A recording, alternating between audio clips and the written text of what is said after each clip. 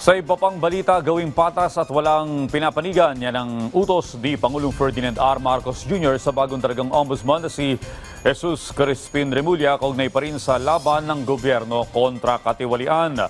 Ang detalye sa report ni Kenneth Pasyente. Bagong mukha sa ombudsman pero hindi bagong laban. Giit ng Malacanang, tuloy ang kampanya kontra katiwalian sa ilalim ng pamumuno ni Justice Secretary Jesus Crispin Remulla bilang bagong ombudsman. Malinaw ang direktiba ng Pangulo sa kanya, maging patas, transparent at walang pinapanigan, kundi tanging target lang ay papanagutin ang dapat managot. Pagtatrabaho po bilang ombudsman, ito ay para sa buong bansa. Kung ano po ang dapat na imbestigahan, ay dapat pong imbestigahan. Hindi po dapat na metalikuran o kaya tulugan. Kung ano ang nararapat na malaman ng taong bayan, dapat po maimbestigahan ng ombudsman. Kasunod ng mga espekulasyon, itinanggi rin ni Castro ang kumakalat online na siya umano ang papalit kay Remulla sa DOJ. Sa ngayon, wala pa raw impormasyon kung sino ang nasa shortlist para sa susunod na kalihim ng ahensya. Naniniwala naman ang palasyo na walang dahilan para ipaubaya na ng tuluyan sa ombudsman ang kabuuan ng investigasyon sa flood control mess kasunod ng pagkakatalaga ni Remulla. Sa harap yan ng mga puna na tila redundant na ang mandato ng ombudsman at Independent Commission for Infrastructure. Ayon sa Malacanang, magkaiba ang papel ng dalawa.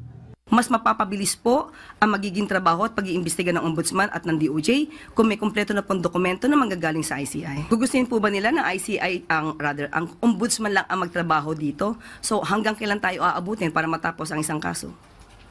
So kailangan po talaga na may isang independent commission na siyang tututok at magkokolekta, mag-iimbestiga ng mga dokumento para po pag naibigay po ito at mairekomenda for filing, i-reviewin na lamang po ito at kung tapos na po ang pag-review at nakita meron dapat na sampahan ng kaso, mas mabilis magsasampa ang kaso ang DOJ at ng ombudsman. Sa panawagan ng INC na buksan sa publiko ang lahat ng investigasyon ng ICI, giit ng palasyo, sinusuportahan ni Pangulong Marcos Jr. ang transparency. Pero desisyon pa rin ng komisyon kung paano ito isasagawa. Ang Pangulo po sa lahat ng mga pagkakataon gusto may transparency. Sa lahat ng pag-iimbestiga dapat may transparency, walang tinatago.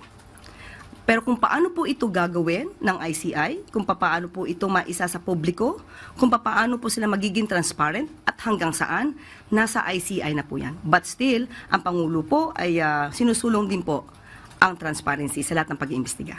Kenneth Pasyente, para sa Pambansang TV, sa Bagong Pilipinas.